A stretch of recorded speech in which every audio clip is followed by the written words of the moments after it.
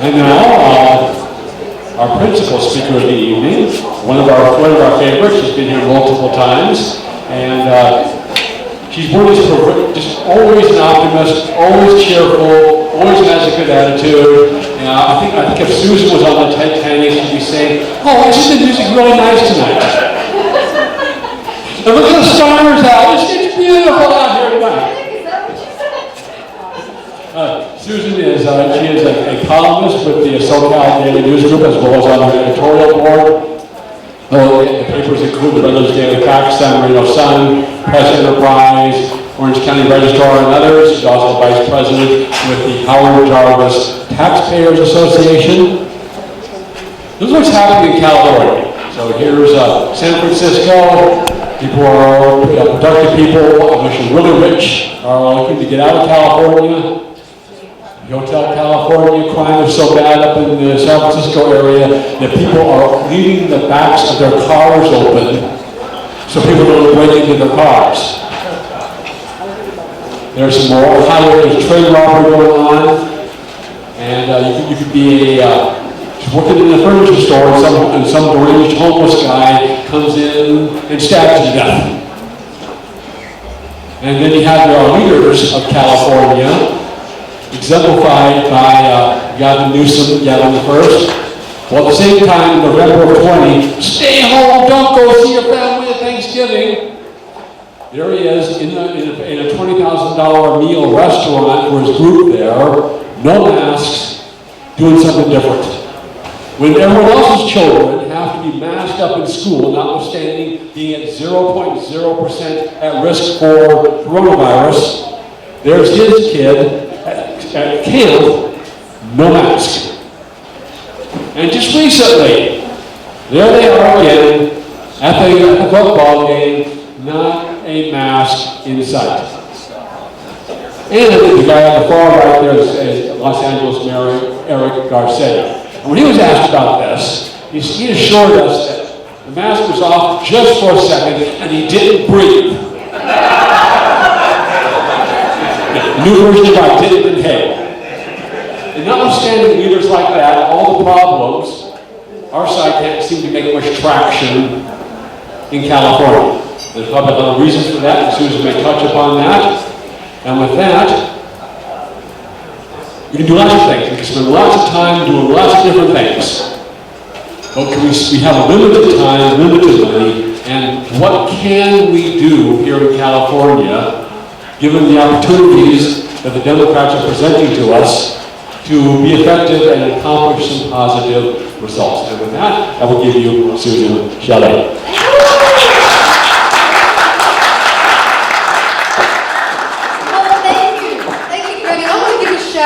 Greg, for being the first person I know who spotted what was going on with Facebook and Twitter and the tech industries, and long before I had ever heard of Gab and these other things, he was telling me exactly what ended up happening.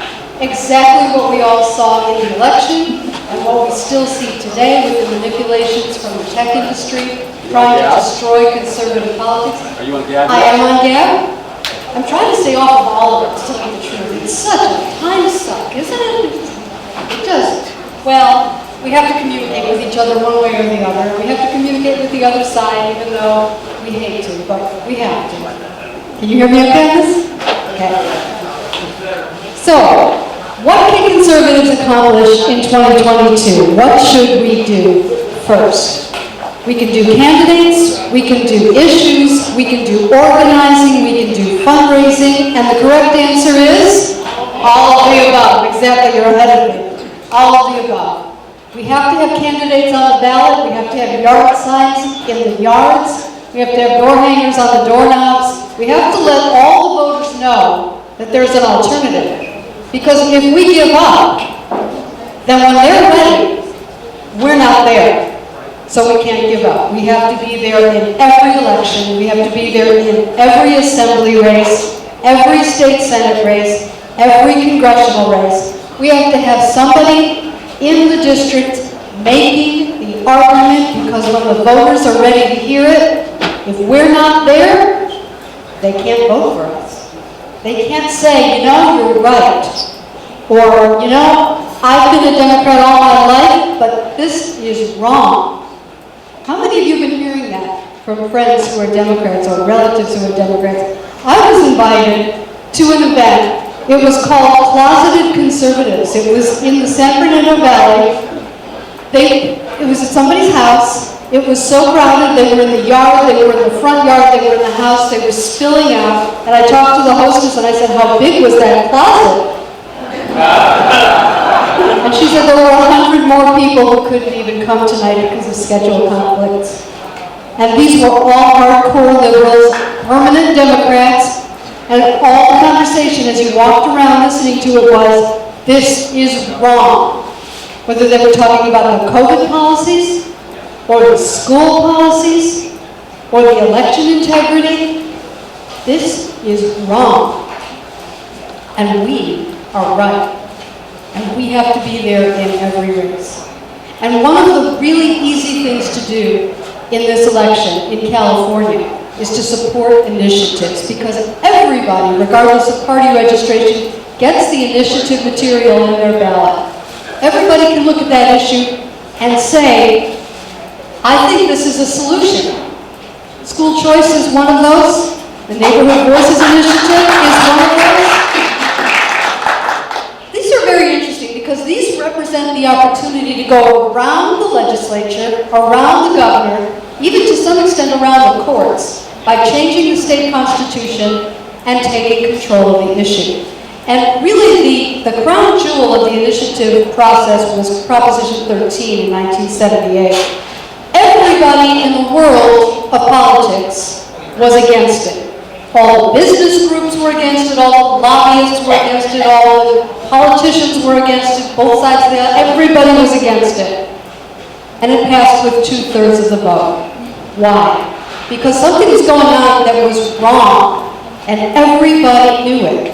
And Howard Jarvis, with 6 people and a fax machine, got the word out and said, this is better. And the government said, well, that's too radical. We'll put something up that's a little less so. And that was defeated outright because it was wrong what they were doing, and too radical was not a criticism to the voters in 1978. What was happening in 1978 is happening again today. Inflation is crazy. House prices are going up wildly. If we were being taxed on the market value of property in California, as they are in other states, and we were being reassessed regularly, and you were paying a percentage of the market value every year, we would all be in Texas. Right? Do you have your phone? I know you're all sitting down, so this is probably safe. If you have a heart condition, don't do this, but grab your phone and go to hjta.org. Do it right now while we're here. This is an interactive program. hjta.org, and you'll see a button that says, see your shocking tax bill if we ever lost Prop 13. And that will take you to my guessing game calculator, which is intentionally designed to look like a carnival sideshow game, because it's a con, what they were doing with property taxes. And this looks like a carnival game. Type in the market value of your property, and when you push the button, you'll see what your tax bill would be if we ever lost Prop 13, or if it had never passed at all. I'll wait. How do you know what the property value is currently? Well, you probably get mail from realtors in your neighborhood saying your neighbor's house just sold for this, you can list it for that. So you can take a guess, doesn't have to be exact. But just to cut to the chase here, the market value of your property times 2.6%, times 2.6% is what your tax bill would be if we never passed Prop 13. It's terrifying. Terrifying. And I want you to know this because you're going to run into people in the next year during the election campaign who say, Prop 13 is the worst thing that ever happened to California. And it's a lie. And you can show them this, and that will convert them. See your shocking tax bill. Now what's happening? People are losing their homes when property is inherited because of something that was slipped into Proposition 19 in 2020. Proposition 19 is the one that looked like it was about wildfire victims. It was, But it also was about raising taxes on property when it was passed from parents to children. In 1986, after Prop 13 passed, property was reassessed only on change of ownership, and an inheritance counted as a change of ownership, even though it wasn't a sale. So what was happening is children were inheriting property and they were forced to sell because inflation was driving those prices up, and they would get the new tax bill based on the assessed market value, and they couldn't pay it. So intense was the outrage over this that the legislature passed unanimously an exclusion for parent-child transfers, so that a parent could transfer a home of any value and up to $1 million of assessed value of other property to their kids without reassessment. That is now gone. Even though in 1986 the legislature passed it unanimously, and when it was on the ballot, it passed with 75% of the vote. 75%. And now it's gone. Now under Prop 19, when property is passed from parents to children, it's reassessed to market value, with only limited exceptions. If it's a primary residence and the child can move into it within 1 year, you have a deadline, 1 year, to move into it and make it your permanent primary residence, then it's excluded from reassessment with a cap. Over a certain level, you pay higher taxes anyway. And this is really cruel. Literally, people are getting the tax bill with the sympathy cards. It's really cruel. So the Howard Jarvis Taxpayers Association has filed an initiative to repeal this death tax, because that's what it is. When they tell you at the mortuary that you should be aware of this new education campaign from the assessor's office to let you know that your tax bill is going to change. When they tell you at the mortuary, that is a death tax. And that's what's going on. People are being told, as soon as they lose someone, that they have to be aware that their property could be reassessed to market value. There's an exclusion for homes, but not business properties. So all the families that invested in real estate, a rental home, a small apartment building, a small restaurant, any kind of property that was for income, reassessed to market value. After the 2 years of the pandemic that these small businesses have endured, and now, if the next generation inherits the property, an unaffordable tax bill. It's outrageous what they're doing to people. It's outrageous. And the voters didn't even know. They were tricked into it. And let's talk for just a second about what this does to affordable housing in California. When an apartment building that's been long owned by a family is inherited and reassessed to market value and the taxes quintuple, what happens to the tenants? Rent increase, and if it's under rent control, perhaps the building gets sold and the new owner gets out of the rental housing business and evicts all the tenants. And the building is repurposed to something else. So gradually, as the generation passes, we will lose all the small family-owned apartment buildings that people rely on for affordable housing. How does that help us? It does not. This has to go. This has to be repealed. So when you're at hjta.org, the Howard Jarvis website, you'll see a red flashing light at the top. You click that, it takes you to the Repeal the Death Tax website. You can click Get the Petition, and HJTA will mail it to your house with flyers and pens and all kinds of other things to help you circulate the petition for signatures. Because like all these other constitutional amendments, 1 million signatures by the middle of April is what's needed. Probably more than 1 million, maybe 1.3 million, 0.4, 0.5, to make sure that they're valid. So this is very challenging. But if a grassroots all-volunteer effort can amend the Constitution and reverse a sneaky tax increase, it will send shockwaves through Sacramento. You're probably aware that the initiative process has been co-opted through the years by big, expensive consultants and big, powerful special interests. And they put stuff on the ballot and they send out $50 million worth of advertising and they persuade people to vote for things and everyone's confused. And then the Attorney General writes a title and summary that has everyone confused, all based on poll-tested language to move things in a particular direction. And our initiative process, our government, what the Democrats like to call our democracy, has been co-opted and taken from us by expensive manipulation and special interests.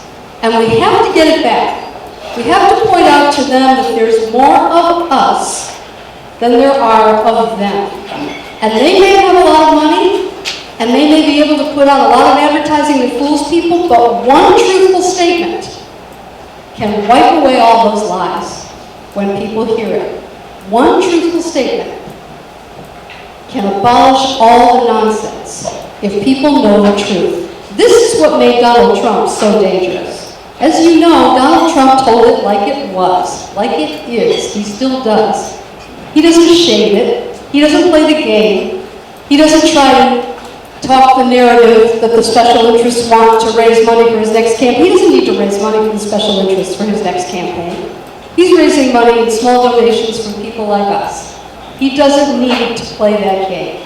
When he ran for president, the reason he could be so courageous on so many issues is because he paid for that primary campaign himself.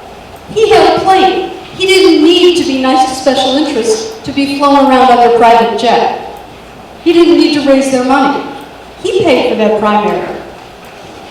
And now when he raises money, he doesn't need the special interests. He doesn't become vulnerable to the same manipulation that so many other politicians do. And this is why they hate him. This is why they want to crush him. Because he tells the truth. And one truthful statement, if people hear it, wipes away all those expensive lies. You know, if you're trying to raise taxes, you have to send out flyers and do commercials, and you have to hide it inside something else to fool people. But if I tell you that they're going to raise your taxes, I only have to say it once. Everybody hears it the first time, right? If I tell you that Prop 19 included a tax increase, you heard it. A lot of people didn't hear it because we didn't have the resources to get that word out. But we do now. We have a volunteer network. We have more than 3,300 volunteers who have signed up to circulate petitions from Modoc County to Chula Vista, the whole state. And I keep posting it on Twitter and tagging reporters, tagging these different interest groups, make sure they see it, that this is a growing, volunteer, grassroots effort in everybody's district. Every assembly member's district, every state senator's district, every congressional district. Nobody wants to pay higher taxes when they lose a parent and have their property taken from them because they can't afford the new tax bill. That's just wrong. Wrong is what it is. I just want to talk a little bit about this issue of driving people apart on the basis of race, which is what the left is trying to do. And why are they trying to do this? It's power, it's money, but it's also the Supreme Court. You may not be aware of this, but the Supreme Court in the 1950s and 60s made several decisions that overrode the rights of the states, and they were right to do that. It may look like judicial activism, but they were right to do it because the legacy of slavery and the legacy of Jim Crow had to be wiped out of the law, and there was no time to be going state legislature by state legislature and arguing about it anymore. So in the 1950s and 1960s, the Supreme Court found legal reasoning that allowed them to override the authority of the states. And that's the model that the left wants today. We saw this in the homeless case. The Orange County District Judge, U.S. District Judge Carter, David Carter, invented out of whole cloth something that the plaintiffs in the case weren't even arguing, which is that homelessness was due to racism. That wasn't in the briefs, that wasn't argued but there wasn't even anyone who was black who was a plaintiff in the case. But David Carter said this is all because of racism, and that gives me the power to take extraordinary action against the city and county of Los Angeles. That's the model. It's a federal power grab model, always with good intentions so far. But what the left is trying to do with it now, in trying to create racism where none exists, in trying to turn people against each other, in publicizing things to get people angry, they are trying to create the legal premise to override the states on everything, starting with election law. election law. If everything in election law is racist, the federal government can come in and override the Constitution using those precedents from the 1950s. That's what's going on here. That's why voter ID is described as Jim Crow 2. Voter ID is supported by 75% of the country, all races, all groups, all ages, all regions. 75% of the country is for voter ID. It's nothing to do with racism. It has to do with real elections. It has to do with stopping fraud. There's a lot at stake in elections. There's a lot of crooked politicians. There's a lot of people who cheat if nothing's done to stop it. And after the election, it's too late to do anything about it. It's too late. You have to prevent it before it happens. That's why you don't allow ballot harvesting and you don't allow drop boxes. You make sure that you know who's voting, that everybody's registered, that if they're voting absentee, that there's a signature that matches. You don't have big bags of ballots dropped off in the middle of the night into a ballot drop box when nobody's there, and then do a light signature verification that, we don't really have time to match signatures. We're sending ballots to the whole world because we're going to send ballots to every registered voter. The voter rolls are bloated. There's lots of people who've moved, lots of people who have passed, and those ballots are mailing out anyway. And what's happening to them? If you don't prevent the fraud, you can't do anything about it after the fact. Only the next election is a remedy for election fraud. So I think what the left is trying to do is break the country's election system through this argument that all the states are racist. Watch for that. Watch for that.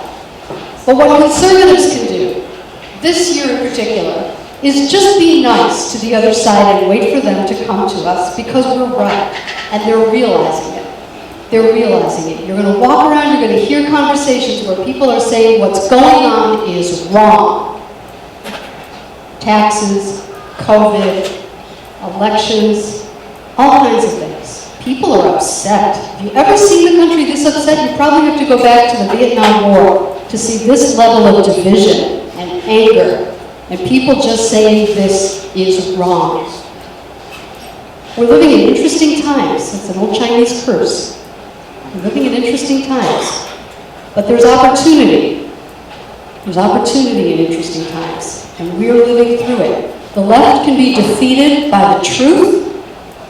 The left can be defeated by courageous conservatives. The left can be defeated by parents who are looking out for their kids, who don't care anything about politics, but what's going on is wrong. And that will defeat the Democrats. That will defeat the progressives and the left. The parents, the people who've been thrown out of their jobs needlessly, the regular Americans who know that this is a wonderful country where anyone can rise. And you don't need connections. And you don't need generations of family legacies to get you into the right school. You can succeed in this country no matter where you start. No matter where you start. That's one of the things that makes America a great country. Our freedoms, our opportunities, our prosperity comes from limited government. Limited government is what freedom is made of. Freedom is a condition that exists under a government of limited power. And the left knows that, and they want to make sure the power of the government is unlimited, and federalism is stopping them. Federalism is why Joe Manchin was able to stop Build Back Better. The power of the states in the Senate stopped that bill. The system will work. The Constitution is strong. Be confident this year. Be confident that we are going to come out of this awful period, this awful pandemic totalitarianism that has been imposed on us. We're going to come through it, and we're going to be better than we were before. And I'll be happy to take your questions.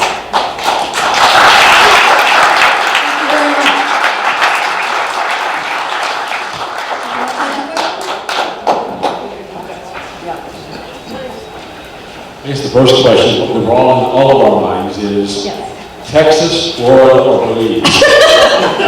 Texas, Florida, or Belize. I'm staying here. I'm not giving up on California. No no matter what. I'm not giving up on California. We're not going to surrender it. Yes, hold it. First rule of MC is you never look over the microphone.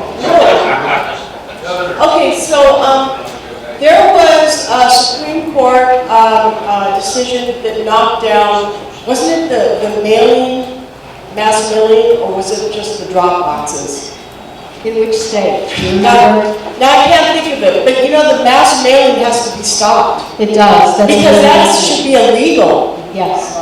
It should be wrong to mail a ballot to every registered voter when you don't know if your voter rolls are up to date. And we know that they're not up to date. One of the ways we know, by the way, is that Carl DeMaio introduced a voter ID constitutional amendment for California as an initiative, and the legislative analysts did a study of it, as they have to do. They said it's going to cost $10 million to clean up the voter rolls in California. So that's an impact. That was a fiscal impact. They're admitting it. They know that the voter rolls are messed up. Okay, so it just seems to me, you know, Gavin just made it permanent. Right. Where are we going to stop this? You know, I think we have to do that with an initiative. We have to amend the Constitution with a grassroots effort.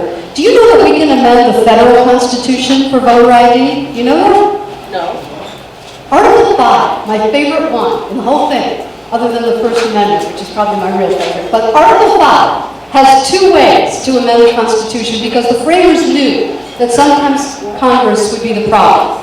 So one way to amend the Constitution is to propose an amendment with a 2/3 vote in the House and the Senate, and then it goes out to the states. It needs 3/4 of the states' ratification, and then it's part of the Constitution just as much as if James Madison wrote it. That's one way to amend the Constitution. The second way is without Congress. Get this, Congress has no role. The state legislatures can pass a proposed amendment. And if 2/3 of the state legislatures pass a proposed amendment, then all the states have the opportunity to ratify it, and if 3/4 of the states ratify it, it's as much a part of the Constitution as if James Madison wrote it. And the Supreme Court has no role, the President has no role, the Congress has no role, the governors have no role. The state legislatures could amend the United States Constitution for voter ID nationwide. That's something we should be working on in 2022, educating people that that's a possibility. 3/4 of the state legislatures, and we can do that. No. Okay. That's a terrific idea. I didn't know that. That's great. First of all, everybody, we have all the petitions up here, so I want everybody to come up and sign. We got them for whatever county you're from. My question is, has or will the Howard Jarvis Taxpayer Association officially endorsed the School Choice Initiative, the Education Freedom Act? We'd love to have your endorsement. I think the policy of the PAC, and I have to say I'm recused from the PAC, and the reason I'm recused from the PAC is because I'm on the editorial board of the newspapers. And so anything I work on with Howard Jarvis, I can't be in their discussions of whether it's endorsed by the newspapers and vice versa. Unless your last name is Coleman. But it isn't. So I have to pick one. So I don't know what the PAC will do on any of the other initiatives. I can tell you that the repeal of the death tax initiative is here tonight. And we can circulate that for signatures. And you can also take a petition home. I brought some with me. So I will mention it to the We'd PAC. love to have the endorsement. Appreciate it. It's a great effort. Oh, 2018, Alex Bedelia issued an executive order to decertify the existing voting machines and install the Dominion voting machine. Yes. Now, I've got a lot of opinions on that. I want to know what yours is. Well, the Dominion machines, they can be messed with. They can be messed with. When you read the report from the Secretary of State's office, or the report of LA County has its own system that meets the Secretary of State's requirements. I forget what it's called, voting for the people or something like that. And if you read the security reports, you'll see that in order to do the election, they had to get a conditional certification because the thing wasn't secure enough. It wouldn't pass the tests. They got a conditional certification, and two of the conditions were they had to put tape over the USB ports. And there was one other thing, they had something where they were going to put like a plastic cover on something, and then tape on the other things, to prevent people from coming in with a USB thumb drive and putting in malicious code into the, so they're not secure, they can be messed with. Were they messed with? It's entirely possible, it's very hard to prove. It's very hard to prove. I tend to think that where you find the fraud is in people who are putting ballots into the count and they're not real voters. And I'll give you an example of what could happen. In LA County, it's one of the voters' choice counties. You can go to any vote center in the county, from Long Beach to Lancaster, from Missouri Hills to Pomona. You can go to any of the vote centers. There's 1,000 of them for a general election. And you can walk in and you can say, my name is Kim Kardashian and this is my address and I'm here to vote. And even though they know I'm not Kim Kardashian, they can't say anything to me. They can't ask me for ID. They can't turn me down. I gave my name. I gave the address. Anyone can get the address of voters. If you're in politics, you get the voter list. That's part of how you reach people. You know who voted and who didn't. You walk in and give a name and an address. They give you a ballot. You vote the ballot. It goes into the machine. That ballot will count. That's done. That ballot will count. I think that's how the fraud is done in many cases. That plus people coming in with sacks of ballots last minute and dumping them into the count. One of the things about extending the count for 30 days, 14 days, 7 days, we'll keep accepting ballots after the close of election day, is they know how many they need. This is an old Mayor Daley trip from Cook County in Illinois. They wait. Cook County was always the last county to come in Illinois in presidential elections because they would wait to see what they needed to carry Illinois. And then they have. So, I mean, voter fraud is not a new thing. It doesn't have to be high-tech. You can do it with machines, but you don't really need the machines. You can do it lots of ways. In the 2020 election, we had $500 million of foundation money, nonprofit donations, tax-deductible donations. $500 million from the Mark Zuckerberg Foundation coming in to do get-out-the-vote type activities in selected jurisdictions that voted heavily for Hillary Clinton in 2016. Now that shouldn't happen. There's nothing wrong with turning out the vote, but you use party money for that. Disclosed party money, not tax-deductible donations to one side and not the other. That's not right. That's not legal. A lot of states have passed laws now prohibiting that. And what do you think Joe Biden calls those laws? Jim Crow 2. Interesting.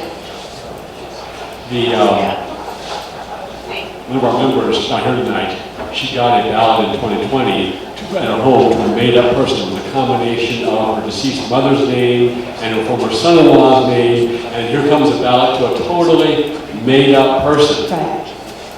Actually, the woman who was killed in the Capitol, she got 3 ballots in the recall election mailed to her residence.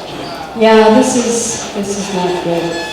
This is not good, but we can overcome the fraud if we turn out. The one thing you don't want to do, in my opinion, is you don't want to encourage people not to vote because they might be fraud. Right? Turn out to vote. If we don't vote, they win automatically. At least make them work for it. We have to vote. Tell everybody, now that we're mailing ballots to everybody, there is an opportunity that we can do ballot harvesting, that we can vote early and mail it in and get those in. I think that's an opportunity that we didn't fully recognize in 2020 and in the recall election. Vote. Tell everyone you know. If we had done in the recall election a big yes on one campaign, and we'd started at 6 weeks before election day when the ballots were beginning to mail out, it might have been a different outcome, at least closer. But a lot of people felt don't vote or don't mail the ballot because it's not safe to mail, it's not secure. And maybe it's not, but if you don't vote, if it's sitting on your table and you forgot about it, and for people who are not really engaged in politics, that's very likely. It comes a month earlier. You pay attention, and then if election day is on, and very well, it's probably decided anyway. The polls say whatever. If we were out there 4 weeks before election day saying, did you get your ballot? Mail it in. Mark it and mail it in. We might have a better turnout in some of these tight races, and it could be the difference. I should. I have a First of all, is it true with Proposition 13, you can only move one pine? No, you can move 3 times. You're talking about the Prop 19, you can move and take your old tax bill? That part? With Proposition 13, I always heard that you can move one pine Right. and take the tax that you had, the low tax that you had to the new house that you had. Yeah. Let me Then just, if you move again, then it would go sky high, is that true? no, you can now move 3 times. 3 times to a new home and take your old tax bill with you. That was the good part of Prop 19, that you can move 3 times to any county in the state and take your old tax bill with you, regardless of whether the house you're buying is a higher value or a lower value. If it's a higher value, you get an adjustment. So that was a tax break. That was the good part of Prop 19. The bad part of Prop 19 we're going to get rid of. We're going to keep the good part, and we're just going to get rid of the bad part. So 3 times is the answer to your question. I know I don't have a cell phone, but my daughter does, so she looks things up for me. And we tried to be able to talk to John Capel, the one that originated this, and there was no way to get a hold of him, no phone number, no address. For John Capel? I wanted to ask him that myself, you know. You can reach John Kupal by email, john@hjta.org. Jon, john@hjta.org. But you don't have a cell phone, I'm guessing you don't do email either, right? Okay, telephone, 916-444-9950. That's the Sacramento office for Howard Jarvis, that's where he is. Okay, one statement. Yes. Regarding votes. I have a habit of important elections and important things that happen. I stay in my car because I get XM radio in my car. And so the night of the election, the last election, there were 3 main things that the news report mentioned that I can remember. 3 main things. One was a semi-truck, bigger than an original semi, much bigger. And I think it left New York to go to Georgia, I think. But in this huge van was paper ballots, say on the proportion of 2% for Trump and 5 or 6% for Biden. And so that was that. Then, where the, I don't know, factories or offices that use the Donovan machines, one woman that works there, so she passed a bunch of Donovan, but then one caught her eye, and it was doing the same thing. It was rolling up the votes, like 2% for Trump and 5-6% for Biden. And the third one was here. Well, I think I know what you're asking about. Can you summarize that question? The question is about the reports of mischief in the 2020 votes, ballots coming in on trucks, machines that had an algorithm, that kind of thing. Is that what you're talking about? The room that they counted the votes. The room where they counted the votes, Stand in the back and the the Democrats were close on. And There were, then they kicked the Republicans out, and then they got the paper ballots. there were a lot of very mischievous-looking things that were circulated on video, and some of them may have been out of context and misleading, and some of them may have been evidence. One thing for certain is that all the local state lawmakers, every state legislature, they are all experts in voting and vote counting and vote procedures. This is their area. They know where the ballots are. They know who's voting. They know how to find out where the turnout is and where the turnout isn't. They know what happened in 2020. Every state lawmaker in America knows what happened. And they could probably tell you with the point of a pencil exactly where it happened. But what do you do after the fact? If you're a Wisconsin state lawmaker And you know that they violated the law by having voting in the park in Madison, Wisconsin, and all those ballots are illegal. However, the voters were told by their own election officials that that was okay. So those were real voters, but illegal ballots. If you're an elected official who stands for election every 2 years in the state of Wisconsin, can you vote for throwing out those people's votes, even though it was illegal voting? Because they were real voters and they were told it was okay. You see how difficult it is for these local officials. So you have to watch the next election, watch the state laws that they're passing right now, and a bunch of states are doing it. A bunch of states are changing the laws. Very interesting, the list and what they're changing. They know exactly what happened, and they know who did it, and they're fixing it. In Republican states, anyway, they're fixing it. Well, maybe, we shall see. We'll see. Next.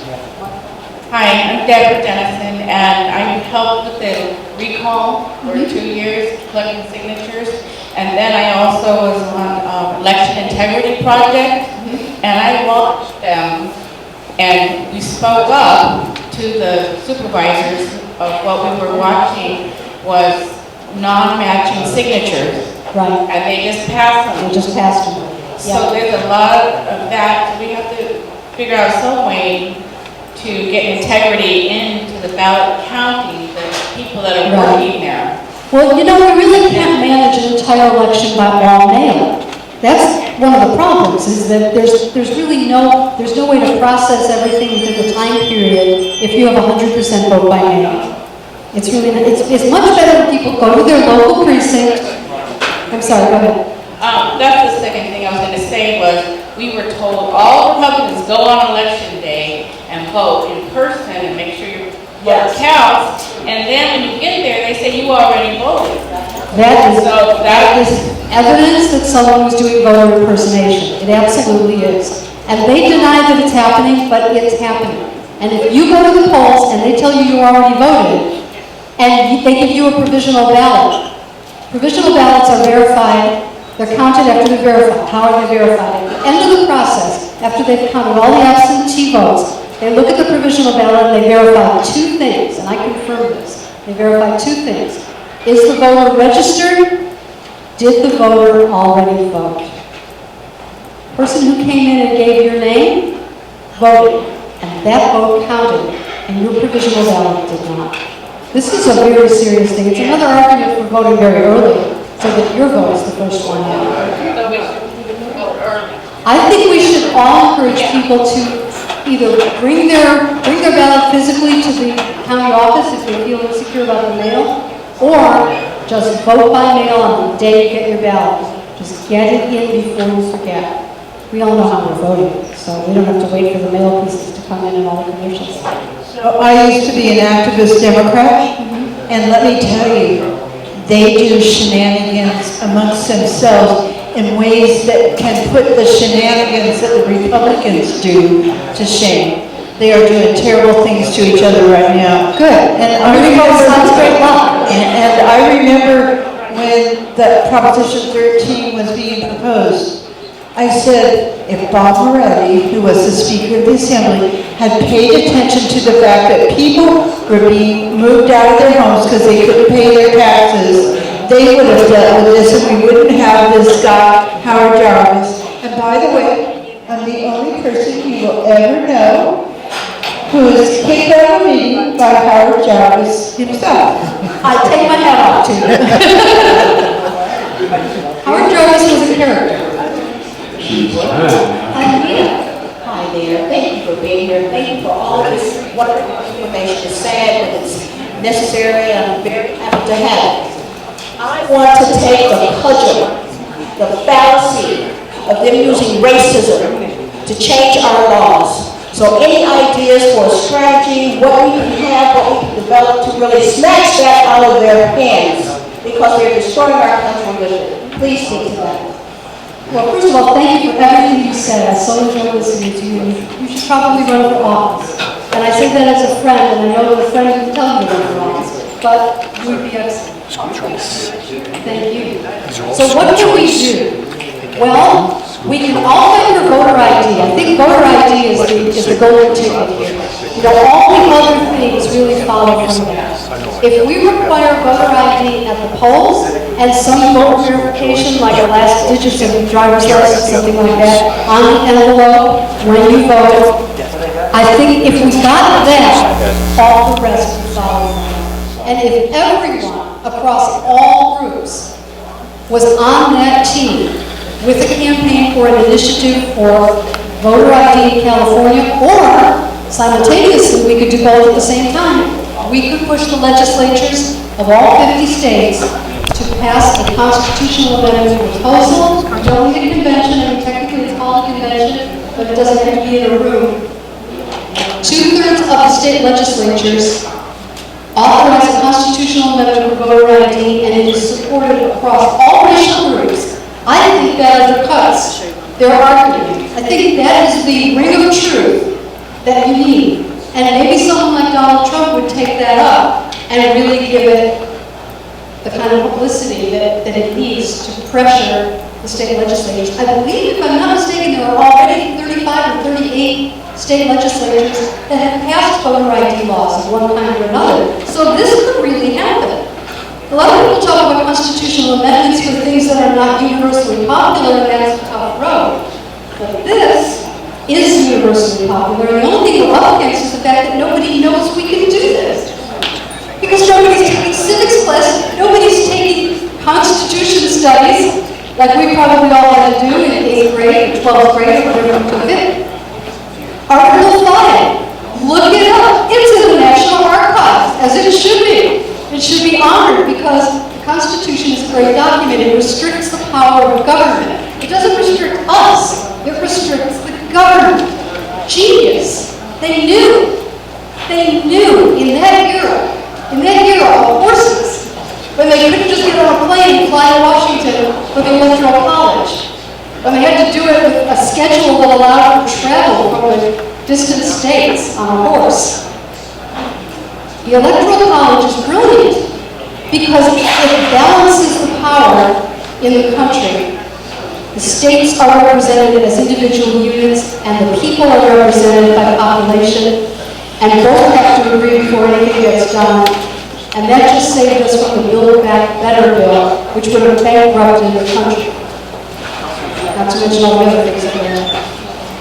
The woman was up there was telling me that why she did this, she shouldn't have paper ballots, and she mailed in ballots. And then she got 3 ballots in the mail. 3 ballots in the mail. The sheriff finished around down here, we're going to fill them out for you. The 3 ballots, we could have walked down here, we could have No, we're not going to vote for it. almost out of time. We appreciate you being here. I'm going to ask you this. Contrary to what Don Nix is doing in the Riverside County Republican Party, we see the California Republican Party, notwithstanding all those issues up there, notwithstanding there are issues like water, voter ID, that they could be championing, that are popular in California. They're doing nothing. They are content to be the California version of the Washington Generals, the team that plays the Harlem Globetrotters in their shows. And loses every game. Is there any prospect that there will ever be a serious Republican Party dedicated to fighting Democrats and fighting for freedom here in California? No, next question. Well, I have issues with the leadership of the California Republican Party, as perhaps you do. Is there any hope? It doesn't appear so. It appears that they're all on the same team in Sacramento. Just as you said, they're all in on this game that the Washington Generals always lose. It doesn't look like there's hope, but there's always hope because there's always a disruption. In disruption, there's hope. You know, there are people running for office without permission in this state, and that's a good thing. They're running for office without all of the machinery supporting them. And what you have, I think, in the state Republican Party is a bit of a conflict of interest where the people who control the accounts and decide how this party money is going to be spent, and the nonprofit mailing permit that they have as a political party, and the other exemptions from different campaign finance laws that a party has, that a committee doesn't have. I think there is just an effort to keep control at all costs.